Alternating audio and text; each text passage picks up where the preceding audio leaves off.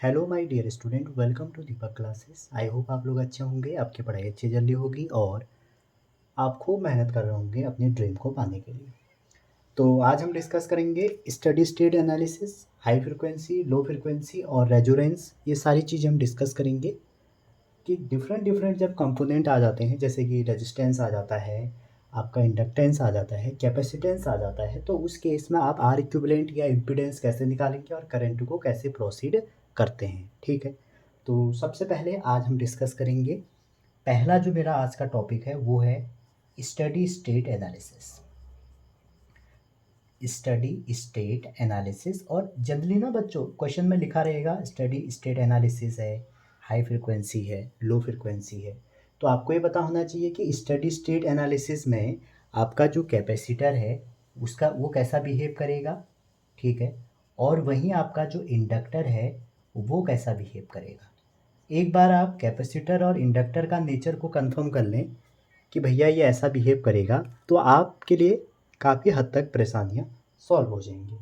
तो एक बात और बता दूं, मैं यहाँ पर जो हम डिस्कस कर रहे हैं ये क्लास 12 के पर्पज़ से कर रहे हैं, जो आपके बेसिक बोर्ड और जेई और नीट, जो भी हमारे ऐसे एग्ज़ाम है जहाँ पर क्लास 12 के एनसीईआरटी से आता है, उसके लिए ये बहुत अच्छी सीरीज रहेगी हमारी इन फ्यूचर। और दूसरी बात बच्चों, एक बात आप भी ध्यान रखना, आज जो हम करने वाले हैं ये अंडर डीसी एनालिसिस करेंगे। डीसी मतलब डायरेक्ट करंट एनालिसिस, ठीक है। अगर आप देखेंगे क्लास 12 में चैप्टर 3 है डीसी एनालिसिस, और एसी एनालिसिस भी होता है इन सर्किटों का, लेकिन वो हम यहाँ नहीं करेंगे, वो बियॉन्ड ऑफ द कोर्स है। अगर आप इन फ्यूचर कभी इलेक्ट्रॉनिक्स इंजीनियरिंग करेंगे तो वहाँ पर ये सारी चीज़ें एसी एनालिसिस में करेंगे, ठीक है। तो ये बात आप दिमाग में सबसे पहले क्लियर कर लें कि डीसी एनालिसिस के बेसिस पे हम ये चीज़ें पढ़ रहे हैं। तो स्टडी स्टेट एनालिसिस में आपको बिहेवियर पता करना है। तो बच्चों कैपेसिटर का काम है एनर्जी स्टोर करना, इलेक्ट्रोस्टैटिक सॉरी कैपेसिटर का काम क्या है, चार्ज को स्टोर करना इलेक्ट्रोस्टैटिक फील्ड में, ठीक है। और चार्ज कब तक प्लेटों में बिल्डअप होगा, जो प्लेट है आपकी कैपेसिटर की उसमें चार्ज तब तक आपका बिल्डअप होगा जब तक जो वोल्टेज है वो मैक्सिमम वैल्यू तक ना पहुंच जाए, या आप ये बोल सकते हैं वोल्टेज जो है अपना वोल्टेज सोर्स के लेवल तक ना पहुंच जाए, ठीक है। जितना हमने वोल्टेज सोर्स लगाया है वहां तक ना पहुंच जाए। तो जब एक लेवल तक पहुंच जाएगा तो उसके बाद क्या होगा, आपका कोई भी इंक्रीज नहीं हो सकता वोल्टेज में और कोई भी चेंज नहीं हो सकता। तो अगर ऐसा होगा तो कैपेसिटर में जो करंट दी जाती है वो दी जाती है I equal to C D V by D T से, आपने पढ़ा होगा डिस्प्लेसमेंट करंट के कंसेप्ट से। तो अगर वोल्टेज एक टाइम बाद स्टडी स्टेट एनालिसिस में फिक्स वैल्यू को ले लेगा तो हमारा जो वोल्टेज में चेंज होगा वो कितना आ जाएगा, जीरो आ जाएगा। और वोल्टेज में जब चेंज जीरो आ जाएगा दैट मीन्स करंट जीरो हो जाएगी। तो यहाँ पर कैपेसिटर करंट क्या करेगा, जीरो ऑफर करेगा। तो करंट जीरो ऑफर कर रहा है, इसका मतलब है कैपेसिटर बिहेव करेगा ओपन सर्किट की तरह, ठीक है। ओपन सर्किट में आई जो हो जाएगा जीरो हो जाएगा, और आप बेसिकली वहाँ पर हटा सकते हैं कैपेसिटर को, ठीक है। अब बात करें इंडक्टर की, इंडक्टर स्टोर करता है एनर्जी मैग्नेटिक फील्ड में, और जो इंड्यूस करता है करंट अपने लूप में, ठीक है। तो जो वोल्टेज है वो इंडिपेंडेंट है ऑन चेंजिंग ऑफ करंट। अगर आप बात करते हैं इंडक्टर की, तो उसमें जो वोल्टेज है V equal to L D I by D T है। तो वोल्टेज जो है वो किस पे डिपेंड डिपेंड कर रही है, वोल्टेज डिपेंड कर रही है आपकी करंट पे, ठीक है। दोबारा रिपीट कर दें, जो आपका इंडक्टर है उसका काम है एनर्जी स्टोर करना किसी भी मैग्नेटिक फील्ड में, ठीक है, और जो इंड्यूस करेगा अपने लूप में करंट, ठीक है। तो इसका जो वोल्टेज है इंडक्टर के थ्रू ये डिपेंडेंट है ऑन चेंजिंग द करंट, और इस तरह से है। तो आप देखिए डीसी एनालिसिस में करंट में तो कोई चेंज ही नहीं होगा, एक कांस्टेंट करंट बहेगी। तो इसका मतलब है ये मैक्सिमम वैल्यू प्राप्त करेगी, तो मैक्सिमम वैल्यू होगी तो ये जीरो हो जाएगा चेंज इसका, तो यहाँ पर वोल्टेज जीरो हो जाएगा। समझ रहे हैं यहाँ तक। तो आई क्या हो जाएगा, जब D I by D T zero होगा तो आई कांस्टेंट हो जाएगा। तो जो हमारा इंडक्टर है बच्चों वो शॉर्ट सर्किट की तरह बिहेव करेगा। और शॉर्ट सर्किट में बेसिकली जब भी ऐसा क्वेश्चन आएगा आपको इसको कन्वर्ट कर देना है वायर में, एक कंडक्टिंग वायर के फॉर्म में कन्वर्ट कर देना है, ठीक है। और इसी पे बेसिस बहुत सारे क्वेश्चन आते हैं, हम उनको डिस्कस करते हैं। ठीक है, ये आपको समझ में आया? तो मैंने आपकी स्क्रीन पे 3 क्वेश्चन दिए हैं जो प्रीवियस ईयर जेईई में भी आए थे और एनसीईआरटी के रेफरेंस क्वेश्चन भी आप कह सकते हैं। एनसीईआरटी एग्जाम्पलर में भी 1-2 क्वेश्चन हैं। तो बच्चों मैंने 3 इसलिए लिख दिए, आपका टाइम बचेगा। आपका टाइम सबसे ज़्यादा इंपॉर्टेंट है। मैं आपसे बार बार कहता हूँ, यहाँ कुछ भी फ्री में नहीं मिलता। आप सोचेंगे फ्री तो वीडियो है, देख लेते हैं। आप अपना टाइम का बहुत बुद्धिमत्ता पूर्वक उसका यूज़ करिए। ठीक है, पहला सर्किट ये है और आपको इस सर्किट में ये साफ साफ लिखा रहेगा कि इन स्टडी स्टेट एनालिसिस, ठीक है, in steady state analysis what is charge store in 1 farad. तो 1 फेरेड पे कितना चार्ज होगा ये आपको निकालना है। 1 फेरेड आपका ये वाला है। तो सिंपली हम क्या करेंगे, जब भी ऐसे क्वेश्चन आएंगे, ये पैरेलल है कॉम्बिनेशन। तो अगर ये कोई ए बी हमारा कनेक्शन है और ये कोई सी डी है, तो जो ए बी में आपका पोटेंशियल है वही सी डी में होगा, क्योंकि पैरेलल में तो पोटेंशियल सेम हुआ करते हैं। तो स्टडी स्टेट एनालिसिस में क्या होगा, कैपेसिटर में कोई करंट बहेगी नहीं। दैट मीन्स जितनी आएगी उतनी इसमें चली जाएगी। जो सेल यहाँ से देगा वो सब हमारी इसमें चली जाएगी। और वो कितनी करंट होती है, जब कोई सेल किसी एक्सटर्नल रेजिस्टेंस से ऐड होता है तो उसमें करंट आपने पढ़ा ही होगा, I equal to E over R plus R. और अब हमें निकालना है, करंट निकाल लेते हैं पहले। तो करंट हो जाएगा 10 ओवर आर है आपका 100 प्लस 10, तो इसका मतलब हो गया 10 ओवर 110। आई जैसे ही आपने कैलकुलेट किया, अब आप इस ए बी के अक्रॉस रजिस्टेंस वोल्टेज निकाल सकते हैं। तो वी ए बी हो जाएगा आई इंटू आर। तो आई है आपका 10 ओवर 110 इंटू 100। 1 0 से 1 0 कट गया तो आ गया 100/11। तो अब ए बी के अक्रॉस जितना आपका पोटेंशियल है, क्योंकि इसमें तो कोई करंट बहनी नहीं है, आपको इस कैपेसिटर के अक्रॉस निकालना है। तो कैपेसिटर के अक्रॉस जो आपका फॉर्मूला होता है वो होता है C equal to Q over V. तो क्यू इक्वल टू क्या हो जाएगा, सी बी। तो जितना पोटेंशियल इस ए बी के अक्रॉस होगा पैरेलली वो सी डी के अक्रॉस भी होना चाहिए। और सी की वैल्यू आपको दी है 1 फेरेड। तो 1 इंटू 100/11 आंसर आ जाएगा कूलम। ठीक है, तो 1/100/11 कूलम आपका आंसर आ जाएगा। ठीक है जी। अच्छा, दूसरी बात यहाँ पर देखें, सेकंड क्वेश्चन जो आपको दिया है इसमें भी आपको चार्ज निकालना है। ठीक है, इस सेल का इंटरनल रेजिस्टेंस अभी नहीं बनाया मैंने, क्योंकि जो क्वेश्चन है कभी कभी एग्जामिनर ऐसे लिख देता है, तो इसका मतलब इसका इंटरनल रेजिस्टेंस भी है। अब इसमें अमाउंट ऑफ चार्ज निकालना है। इसमें निकालना है चार्ज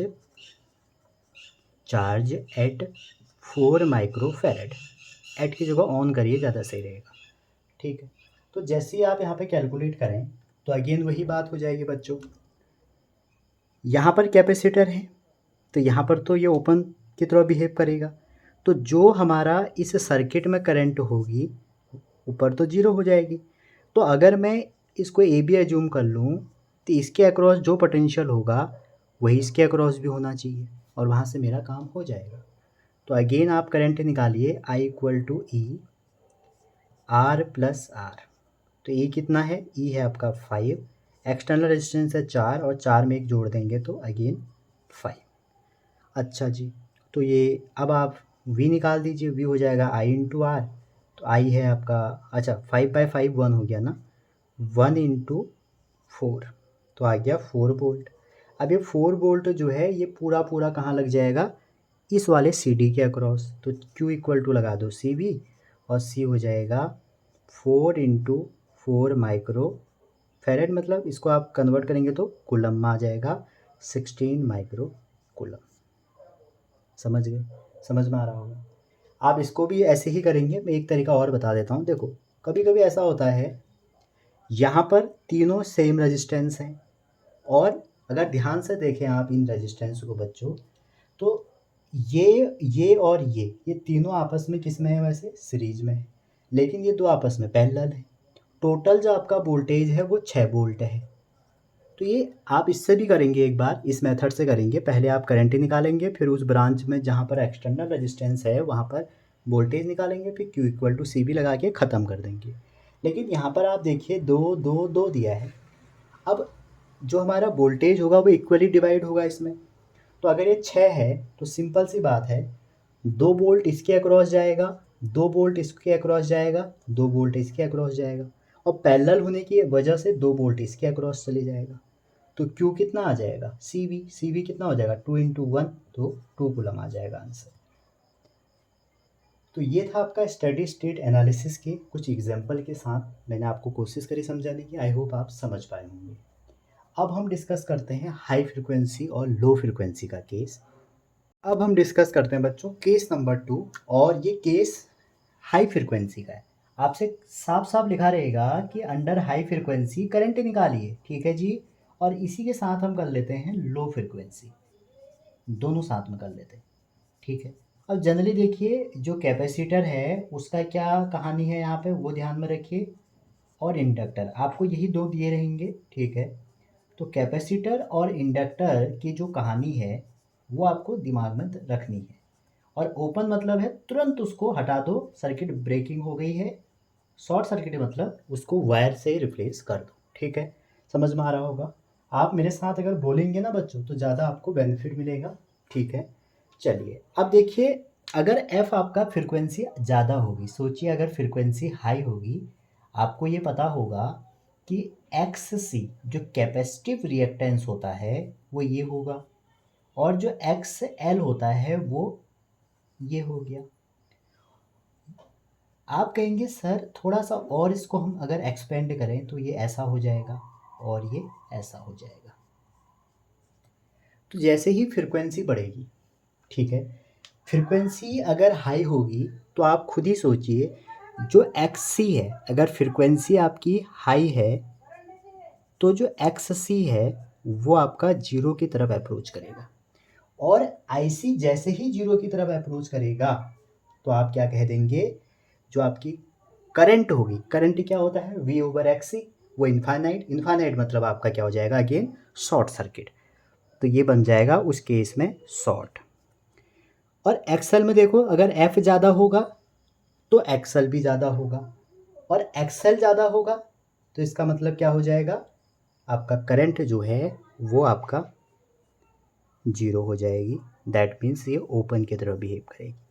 तो हाई फ्रिक्वेंसी में इंडक्टर को आपको हटाना है।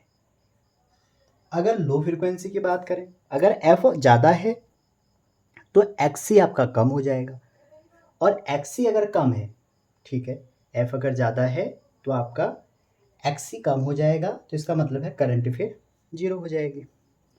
तो लो फ्रिक्वेंसी में कैपेसिटर जो बिहेव करेगा वो करेगा आपका ओपन की तरह। तो मैं इसको ओपन कर लेता हूँ और ये कर लेगा शॉर्ट। ओपन का मतलब होता है आपको करंट जीरो हो जाएगी, सर्किट में ब्रेकिंग आ जाएगी, और शॉर्ट का मतलब है इसको वायर फॉर्म में बना लो। क्लियर है जी, यहाँ तक कोई दिक्कत परेशानी तो नहीं होगी ना। अब इससे जब आप क्वेश्चन कर लोगे दो दो तो आपकी थोड़ी सी क्लियरिटी बढ़ जाएगी, ठीक है। चलिए अब इसके क्वेश्चन करते हैं। इस क्वेश्चन की तरफ आप विचार करिए थोड़ा सा। एट हाई फ्रिक्वेंसी आपको कैलकुलेट करना है करंट। हाई फ्रिक्वेंसी मीन्स ये वाला केस, और ये जेई में आया है, अगर आप 22 का देखेंगे तो जेई में ये क्वेश्चन आया हुआ है। मैं आपको अच्छा कंटेंट देने की बच्चों कोशिश कर रहा हूँ। बस आपसे मैं इतनी ही गुजारिश करूँगा, विनती करूँगा, रिक्वेस्ट करूँगा कि आपको अगर कंटेंट पसंद आता है तो आप एक लाइक ज़रूर करके जाएं, शेयर करिए, सब्सक्राइब करिए, और अपने दोस्तों को ज़रूर बताएं, ठीक है। चलिए अब अगर आप यहाँ पर सोचेंगे तो हाई फ्रिक्वेंसी पे मैंने आपसे बताया इंडक्टर ओपन हो जाएगा। तो जहाँ जहाँ जिस जिस ब्रांच में इंडक्टर है उसको ओपन कर दीजिए। अगर आप यहाँ से रीड करते हैं, ये जो वोल्टेज है बच्चों 220 है। अब यहाँ पर रेजिस्टेंस ना होके इम्पीडेंस कहा जाता है। तो देखिए यहाँ पर ये हेनरी लिखा है, तो यहाँ पर कोई करंट नहीं होगी इस ब्रांच में, क्योंकि वहाँ पर इंडक्टर है। यहाँ पर भी इंडक्टर है तो इसमें भी कोई करंट नहीं होगी। क्लियर है यहाँ तक। अब जो आपका सर्किट बना, जहाँ पर कैपेसिटर है आपको क्या करना है, वायर बना देना है। तो इसी सर्किट को अगर आप रीड्रॉ करें तो जिसमें आपकी इंडक्टर है उसी को बिल्कुल ही हटा दो, तो बचा क्या, और जहाँ पर कैपेसिटर है उसको आप वायर बना दो।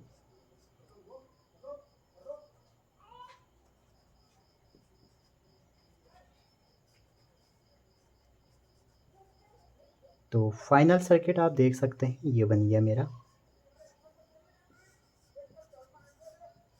क्योंकि इस वाली ब्रांच में आपका कुछ नहीं था, कट गया, इस वाली ब्रांच में कुछ नहीं था, कट गया, तो जो बचा वो मैंने लिख लिया। ये दो पैरेलल में है तो 4 का पैरेलल 2 में होंगे तो 2 आ जाएगा, 2 2 4 और 1 5, तो जहाँ पे इम्पीडेंस आएगा जो इक्विवेलेंट आएगा वो 5 ओम आ जाएगा। तो आपसे करंट पूछी है तो I इक्वल टू हो जाएगा V/R, और V कितना है 220/5, तो ये आ जाएगा 44.44 एम्पियर। कितना सरल क्वेश्चन था, बस कॉन्सेप्ट आना चाहिए। अगर एक बार कॉन्सेप्ट आ गया तो आप क्वेश्चन उड़ा सकते हैं। एक और कर लेते हैं इस पे डिस्कस। अच्छा, आप कहेंगे सर लो में क्या होगा, तो लो के लिए आपको मैं टास्क दे रहा हूँ। लो में आपको कैपेसिटर को ओपन करना है, जिस जिस ब्रांच में कैपेसिटर है उसको ओपन करिएगा, फिर सॉल्व करिएगा, ठीक है। एक और करते हैं। अगर आपको सर्किट ये दिया है, ठीक है, ये क्वेश्चन मैं जो बता रहा हूँ आपको ये सारे जेई के क्वेश्चन है, अगर आप चाहें तो अनसॉल्व में देख सकते हैं, और 2022 के ही करवा रहा हूँ, ठीक है। इन्हीं से मैंने बच्चों ये मेरे को लगा कि ये आपको बताने चाहिए, क्योंकि ना ये क्वेश्चन जनरली हम करते नहीं हैं। हम कहते हैं कि हमें आपको कॉम्बिनेशन आ जाएगा, लेकिन आपको फिर नहीं आता है। तो ये है आपका 1 ओम, ये जो है आपका ये भी 1 ओम है, ये 20 हेनरी है, ये 0.5 फेरेड है, ये आपका 0.5 फेरेड है, ये आपका 2 ओम है, 0.5 फेरेड है, 0.5 फेरेड है, 2 ओम है, और इसमें जो वोल्टेज हमने अप्लाई किया है वो 220 अगेन, और आपको निकालना है करंट अंडर हाई फ्रिक्वेंसी। तो ऑब्वियस बात है, हाई फ्रिक्वेंसी में ये मेरा क्वेश्चन नंबर 2 है, आपको इंडक्टर ओपन कर देना है। तो इंडक्टर हमें एक सिर्फ यहाँ दिख रहा है, तो ये ब्रांच ओपन हो जाएगी, और कहीं नहीं दिख रहा। बाकी जो कैपेसिटर है उसको सीधा कर दीजिए, तो यहाँ पर कैपेसिटर सीधी लाइन हो जाएगा, यहाँ पर सीधी लाइन हो जाएगा, यहाँ पर सीधी लाइन हो जाएगा, और यहाँ पर सीधी लाइन हो जाएगा। तो एक रेजिस्टेंस यहाँ पर है, एक रेजिस्टेंस यहाँ पर है, एक यहाँ पर है, ये दोनों पैरेलल में है, तो ऐड करोगे तो क्या आ जाएगा 1, और इसके साथ ये सीरीज में है तो 1 और 1 कितना आ जाएगा 2, तो जेड जो आ जाएगा हमारा 2 आ जाएगा, तो आई आ जाएगा V/Z 220/2 110 एम्पियर। आया मज़ा। तो ऐसे करिएगा आप इसको। अगर ये वाला क्वेश्चन अंडर लो फ्रिक्वेंसी होता, सपोज सेम क्वेश्चन लेकिन कंडीशन बदल दी जाती, तो उस केस में आप क्या करते हैं। आप जब तक बच्चों क्रिटिकल थिंकिंग नहीं करेंगे फिजिक्स में, आप नहीं सीख पाएंगे, ये बात आप ध्यान रखना। ये आर है, मान लो ये आर है, ये सी है, ये आर है, ये एल है, ये सी है, ये आर है, ये सी है। आपसे कहा, ये थर्ड क्वेश्चन है मेरा, कि अंडर लो फ्रिक्वेंसीज का क्या रिजल्ट होगा। तो सिंपल सी बात है सर, आपने कहा था कि लो में कैपेसिटर ओपन हो जाता है, तो ये ब्रांच ओपन हो जाएगी, ख़त्म। ओपन मतलब कोई करंट ही नहीं है, तो ब्रांच रखने का ही क्या फ़ायदा। अगर किसी ब्रांच में करंट ही नहीं है तो वो ओपन ही है, तो भाई उसका तो कंट्रीब्यूशन करंट के मामले में जीरो हो गया ना। सर इसका भी जीरो। सर यहाँ भी तो कैपेसिटर है, ये भी आपने ओपन कहा है। सर यहाँ भी कैपेसिटर है, सर ये भी ओपन हो गया, ठीक है। तो यहाँ पर ना हटा दो कैपेसिटर, ऐसे कर लो इसको, तो अब क्या होगा, अब क्या बचे, ये तो पूरा सर्किट ही ब्रेक हो जाएगा ना। अब जो ये इंडक्टर है ये आपका वायर बन जाएगा, तो एक आर ये बचेगा, एक आर ये बचेगा, और दोनों सीरीज में है, तो जेड हो जाएगा 2R, और जैसे ही जेड 2R आएगा तो आए हो जाएगा V/Z और V/2R। समझ रहे हैं यहाँ तक, क्या हो जाएगा V/2R। तो लो फ्रिक्वेंसी का केस भी हमने डिस्कस किया, हाई का भी किया, स्टेडी स्टेट एनालिसिस कर लिया। अब हम कुछ 2 केस ऐसे डिस्कस करते हैं जो हाल फिलहाल काफ़ी ज़्यादा पूछे जा रहे हैं, ठीक है। अगला जो हमारा थर्ड केस है बच्चों, फोर्थ केस जो है, तो ऐसा लिखा जाता है जस्ट क्लोजिंग स्विच। अगर आपसे कहा जाएगा कि जस्ट क्लोजिंग स्विच पे आप बताइए क्या होगा, ठीक है। तो जस्ट क्लोजिंग स्विच में 2 केस होंगे, या तो आपका कैपेसिटर जुड़ा होगा रजिस्टर से, और मे भी ऐसा हो सकता है कि आपका इंडक्टर जुड़ा होगा कैपेसिटर से, सॉरी रजिस्टर से। ठीक है, तीनों एक साथ होंगे तो फिर तो एलसीआर बन जाएगा ना, और एलसीआर हम यहाँ डिस्कस नहीं करेंगे, वो हम एसी में करेंगे। तो जैसे ही आप स्विच क्लोज करते हैं तो जो कैपेसिटर है वो क्या करेगा, अपना चार्जिंग स्टार्ट कर देगा, और जो रेजिस्टेंस है उसके थ्रू करंट क्या होगी, जस्ट आफ्टर जो रेजिस्टेंस है यहाँ पर, जो रेजिस्टेंस के थ्रू सी तो अपना चार्जिंग स्टार्ट कर देगा, तो चार्जिंग कर देगा तो अपना वो उसमें कुछ करंट तो होगी, लेकिन जो आर है यहाँ पर उसमें उस समय फ़िलहाल करंट कितनी हो जाएगी, जीरो हो जाएगी। समझ रहे हैं यहाँ तक? तो लेकिन जैसे आप देखें इंडक्टर में जब आप ये करेंगे तो इंडक्टर में जैसे ही आपने स्विच क्लोज किया, जो इनिशियली उसमें करंट है वो क्या करेगा, रजिस्ट करेगा नई करंट से, जो वो अपने ही ओन करंट से जनरेट करेगा, मतलब उसका विरोध करेगा, तब तक करेगा जब तक उसको आप बोल सकते हैं कि इक्वल ना कर ले। तो उस केस में हमारे इंडक्टर कैसा बिहेव करेगा, जस्ट आफ्टर क्लोजिंग में जो आपका इंडक्टर है ये ओपन हो जाएगा और रजिस्टर में करंट रहेगी, रजिस्टर आपका नॉर्मल रजिस्टर ही रहेगा। ये भी पूछा जाता है आपसे, जैसे मैं आपको इसका एक क्वेश्चन करवाता हूँ। कैपेसिटर और रजिस्टर में आपको ये दिया है, ये भैया R1 है, ये आपका C1 है, ये आपका R2 है, और यहाँ पर हमारी एक बैटरी थी और ये स्विच है।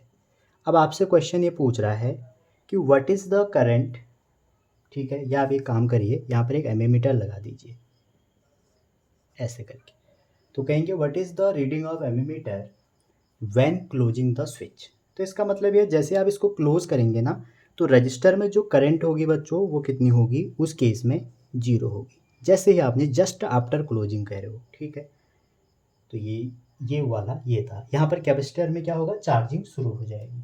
अब वहीं अगर आपके पास इंडक्टर और रजिस्टर का आएगा जस्ट आफ्टर स्विच क्लोज, इसका आपके पास एक क्वेश्चन भी आया था एग्जाम में, हम उसको डिस्कस करते हैं। तो क्वेश्चन क्या था देखिए, ये आपका स्विच है और यहाँ पर एक बैटरी लगी है। ठीक है, ये बैटरी है, और अगर आप देखें यहाँ पर एक रजिस्टर है, ये आर है, ये अगेन आर आ गया, ये एल है, ये आर है, ठीक है, और ये आर है और ये एल है। आपसे क्वेश्चन ये पूछा गया है यहाँ पे कि what is the current just after switch is close. तो मैंने आपसे कहा अगर जस्ट क्लोजिंग स्विच आएगा और इंडक्टर रजिस्टर का कॉम्बिनेशन है तो रजिस्टर को ओपन कर दो, ओपन मतलब करंट है जीरो, दैट मीन्स आप सरल शब्दों में कहेंगे हटा दो, तो ये हट जाएगा, तो जो हमारा सर्किट बचेगा, अगर ये ई है इतना ही तो बचेगा। अब आपको इतने में करंट निकालनी है, और ये जेई का क्वेश्चन है बच्चों, इतने में करंट निकालनी है। तो भैया हम इसको जोड़ देंगे, तो ये सीरीज में है तो 2R हो जाएगा, करंट कितना आ जाएगा, E/2R। समझ रहे हैं ना, बहुत हल्के चल रहा हूँ, धीरे धीरे आपको मैंने कंसेप्ट के साथ क्वेश्चन देने की कोशिश करी है। ठीक है, तो ये हमारे केस थे जस्ट आफ्टर स्विच क्लोज वाले। ठीक है, कई बार यहाँ से क्वेश्चन पूछे जाते हैं, तो आप इनको तैयार कीजिएगा। क्लियर है यहाँ तक? तो ये मेरे थे 4 केस हो गए। अब मैं डिस्कस करूँगा आपके साथ रेजोनेंस, वो भी थोड़ा हल्के फुल्के में हम इसको डिस्कस करेंगे। ठीक है, तो आपने बच्चों रेजोनेंस करा होगा, और रेजोनेंस जो मेरा टॉपिक है ये मैं एसी में बहुत अच्छे से कराऊंगा, तो यहाँ पर मैं इसको क्वेश्चन नहीं कराऊंगा, बस थोड़ा सा मैं आपके अंडरस्टैंडिंग के लिए रेजोनेंस के कुछ रिजल्ट आपको यहाँ पर रिमाइंड करा रहा हूँ। अब रेजोनेंस की कंडीशन आपकी एलसीआर सर्किट में होती है, जो आपका सीरीज एलसीआर है बच्चों, दोनों में हो सकती है, सीरीज एलसीआर और पैरेलल एलसीआर। तो सीरीज एलसीआर को आपको पता होगा, उसको हम एक्सेप्टर सर्किट भी बोलते हैं। क्यों बोलते हैं कमेंट करिएगा, और इसको हम रिजेक्टर सर्किट भी बोलते हैं। तो रेजोनेंस की कंडीशन आपने पढ़ा होगा, जब एक्सएल एक्ससी के बराबर हो जाएगा तो एक फ्रीक्वेंसी हमारे यहाँ पर मैच हो जाएगी नेचुरल से, तो omega naught equal to 1/√LC। तो सीरीज एलसीआर में क्या होता है, आपका जो सर्किट है वो प्योरली रेजिस्टिव बन जाता है और जिसका इम्पीडेंस जेड जो होगा वो मिनिमम हो जाता है और जिसकी वैल्यू आर के बराबर हो जाती है। वहीं अगर आप बात करें जो टोटल वोल्टेज है वो अप्लाइड कर देंगे हम सिर्फ और सिर्फ आर पे, और फेज यहाँ पर हो जाएगा, ऑब्वियस बात है प्योरली रेजिस्टिव है तो फेज यहाँ पर जीरो बन जाता है। और जैसे ही फेज आप जीरो कहेंगे तो आप कहेंगे सर पावर हो जाएगा V naught over I naught by two. Clear है यहाँ तक? ये वाला सर्किट हम अगर आप देखें इसका यूज किया जाता है वोल्टेज एम्प्लीफिकेशन, और आप ये कह सकते हैं selector circuit in wireless telegraphy, ऐसा एनसीईआरटी में मेंशन है। वही बात आप पैरेलल की बात करें तो पैरेलल में जो रेजोनेंस की कंडीशन होगी वो होगी आई एल जब आपका आई सी के बराबर हो जाए करंट अगर कैपेसिटर की, ये आपकी जो कंडीशन है ये सीरीज की है। तो अगर इंडक्टर में करंट कैपेसिटर के बराबर हो जाए, यहाँ पर करंट आपकी मैक्सिमम हो जाती है और यहाँ पर जेड आपका मैक्सिमम हो जाता है, आई आपका मिनिमम होता है। एलसीआर का आपको जेड आता होगा सीरीज का, आप पैरेलल का देख लीजिएगा एक बार, इसको तैयार कर लीजिए, कभी पूछा जा सकता है। तो यहाँ पर जो जेड मैक्सिमम हो जाएगा वो भी आर होगा, ठीक है, वी ओवर आई आर या आर कह सकते हैं। कहानी ये है कि फेज यहाँ पे भी जीरो होगा और जो फ्रिक्वेंसी है वो दोनों में सेम होती है, यहाँ भी एफ तो यहाँ भी एफ, और एफ की वैल्यू आपको पता होगी 1/2 पाई रूट एल सी, ठीक है। तो ये आपकी उसकी वैल्यू हो गई किसकी, जब आपका सर्किट रेजोनेंस की जो फ्रिक्वेंसी है वो पूछा जाएगा। एक बार एक क्वेश्चन पूछा गया था, अगर आप देखें ये इंडक्टर था और ये आपका कैपेसिटर था, ऐसा कॉम्बिनेशन था, और यहाँ पर एक रजिस्टर है। तो यहाँ पर हमको एक सोर्स दिया है, इसका 110 और 50 हर्ट्ज इन्होंने दिया है। तो इस सर्किट में आपसे एक ये कहा गया था कि करंट कितनी होगी रजिस्टर में एट रेजोनेंट सर्किट, रेजोनेंट में इस रजिस्टर के अक्रॉस कितनी करंट होगी भैया। तो बच्चों सिंपल सी बात है, अगर इसमें करंट आई ऑफ आर है, इसमें करंट आई एल है, इसमें करंट आई सी है, तो आई आर की वैल्यू क्या हो जाएगी, I L plus I C, KCL लगा देंगे। और आपको पता होगा रेजोनेंट में X L equal to X C होता है, तो I L equal to I C हो जाएगा, होगा या नहीं होगा। अच्छा X L equal to X C आप यहाँ पे भी कह सकते हैं, समझें। तो आप देखिए जो करंट होगा सी और एल में, कैपेसिटर और इंडक्टर में, उन दोनों में कितना का फेज डिफरेंस होता है, अगर आपने फेजर पर है तो पाई रेडियन का होता है। तो हमारा जो करंट है दोनों की वो मिल के बनाते हैं डिस्ट्रक्टिव इंटरफेरेंस। डिस्ट्रक्टिव में क्या हो जाएगा, वो एक दूसरे को फिर कैंसिल आउट करेंगे। तो इस केस में अगर आपसे कई बार क्वेश्चन पूछा जाए कि रजिस्टर में कितना करंट होगा भैया, तो भैया जी जीरो करंट होगा। क्यों होगा इसकी कहानी मैं आपको ऑलरेडी बता चुका हूँ, ठीक है। अगर फिर भी आपसे एक ऐसा आइडियल क्वेश्चन पूछ लिया जाए जिसमें सी जुड़ा हो, आर जुड़ा हो, एक क्वेश्चन और करते हैं लास्ट आज का। मान लीजिए एक क्वेश्चन है, ये आपका कैपेसिटर है 100 माइक्रोफेरेड का, और यहाँ पर एक हमने रेजिस्टेंस लगाया 100 ओम का। अगर हम नीचे देखें, यहाँ हमने एक इंडक्टर जोड़ा 0.50 हेनरी का, और वहीं मैंने एक 50 ओम का रजिस्टर लगाया और 200 वोल्ट और 100 रेडियन पर सेकेंड की मैंने एंगुलर फ्रीक्वेंसी के साथ इसको ऐड करा। क्वेश्चन आपसे ये है कि आप एज्यूम करो इंडक्टर और कैपेसिटर आपके आइडियल हैं, तो इस सोर्स से जो करंट की वैल्यू है वो कितनी होगी, ठीक है। ये आइडियल केस है, ये रेजोनेंट का नहीं है। तो जब आइडियल केस आता है तो आपको क्या करना पड़ेगा, आपको इसको फिर एसी के पर्पज से सॉल्व करना पड़ेगा। सबसे पहले आपको इसका जेड निकालना पड़ेगा इम्पीडेंस, और वो क्या होगा, वो होगा root R square plus X C का स्क्वायर। जेड वन कर लो, इसका जेड निकालना पड़ेगा जेड टू, वो क्या होगा sir R square plus X L का स्क्वायर। तो आपने जेड वन भी निकाल दिया, जेड टू भी निकाल दिया। अब आप देखिए यहाँ पर अगर करंट आई वन है और यहाँ पर करंट अगर आई टू है, तो ये 200 वोल्ट, ये दोनों पैरेलल कॉम्बिनेशन, तो 200 इसमें भी लगेगा, 200 इसमें भी लगेगा, तो I1 की जो वैल्यू होगी, I1 की वैल्यू हो जाएगी 200/Z1। I2 की क्या हो जाएगी 200/Z2। यहाँ रेजोनेंट की बात नहीं हो रही है। तो जब इनकी आप वैल्यू निकालेंगे, उसके बाद आप यहाँ पर क्या निकाल सकते हैं, I1 निकल जाएगा, I2 निकल जाएगा।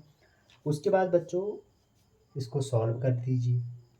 कैसे, फेज निकाल के। पहले आप फेज निकालिए कि इनका फेज कितना आ रहा है। इस पहले केस के लिए आप cos phi 1 निकाल दीजिए, इस दूसरे केस के लिए आप cos phi 1 निकाल दीजिए, तो phi 2। अगर दोनों का फेज आप देखिए, उसके बाद करंट का फिर आप इक्विवेलेंट निकाल सकते हैं। ठीक है, तो ये हमारा एसी का क्वेश्चन था जनरली, लेकिन ये मैंने कैसे ही करवा दिया आपको रेजिस्टेंस के बहाने। तो ये था मेरा बच्चों स्टडी स्टेट एनालिसिस। आज के बाद आपको इसमें नहीं दिक्कत होने वाली, मुझे ऐसा लग रहा है। स्टडी स्टेट एनालिसिस में 3 चीज़ें हैं। एक तो स्टडी स्टेट एनालिसिस जो कि बहुत बार आया है आपके एनसीईआरटी एग्जाम्पलर में, पहला क्वेश्चन है सेकंड चैप्टर का क्लास 12 में। अगर आपके पास एग्जाम्पलर है तो आप देखते ही उड़ा देंगे। ठीक है, और जेई में पहले बहुत पूछा गया है। उसके बाद आजकल जो जेई में ट्रेंड हो रहा है 2022-23 में, वो है हाई फ्रिक्वेंसी और लो फ्रिक्वेंसी। तो हाई फ्रिक्वेंसी लो फ्रिक्वेंसी में आपको नीट में भी पूछा जा सकता है। इसलिए आप अपनी प्रिपरेशन को मज़ेदार बनाइए, अपने कंटेंट में दम रखिए, बाकी सब अच्छा होगा। अपनी मेहनत ऐसी कर दीजिए कि आपसे बाहर ही पेपर ना बने। तो मिलते हैं अगली वीडियो में। अगली जो वीडियो होगी मेरी वो होगी सेल, और सेल के बारे में हम पढ़ेंगे। उसके बाद हम डिस्कस करेंगे सेल, केसीएल, केवीएल सब लगाना मैं आपको सिखाऊंगा, और कुछ अच्छे अच्छे क्वेश्चन भी करेंगे केसीएल केवीएल के। फाइनली हम डिस्कस करेंगे। उसके बाद जो मेरी रेजिस्टेंस कॉम्बिनेशन में वीडियो आएगी, वो आएगी आपको ओपन सर्किट की बच्चों। एक बार ओपन सर्किट कवर हो गया, मैं एक पावर की भी बना दूंगा, जिससे आपका ये कॉम्बिनेशन वाला चैप्टर से डर ख़त्म हो जाएगा और अपने मार्क्स कंफर्म हो जाएंगे। अगर चैनल पे नए हैं तो कहने की ज़रूरत नहीं है, समझने वालों को इशारा का। चलिए मिलते हैं नेक्स्ट वीडियो में, तब तक पढ़ते रहिए। कोई डाउट है तो कमेंट में पोस्ट कर दीजिए। डिस्क्रिप्शन पे हमारा व्हाट्सअप नंबर है, आप उसमें भी कांटेक्ट कर सकते हैं। दीपक क्लासेस फॉर जेई करके हम टेलीग्राम पे आपको मिलते हैं, आप वहाँ पे भी चल सकते हैं। तो जुड़ने के तरीके हैं ताकि आपको इन्फॉर्मेशन मिलते रहे। आपका साथ है, आपका सपोर्ट है तो हम बहुत आगे तक चलेंगे, ग्रो करेंगे। और अपना प्यार सपोर्ट बनाए रखिए बच्चों। आप हैं तो हम हैं, मैं बार बार कहता हूँ, अदरवाइज़ हम भी नहीं। समझ रहे? चलिए, थैंक यू पढ़ने के लिए, और अच्छा पढ़िए, कंटेंट में दम रखिए, पेपर इजीली निकलेगा। थैंक यू बच्चों, विशिंग ऑल द बेस्ट।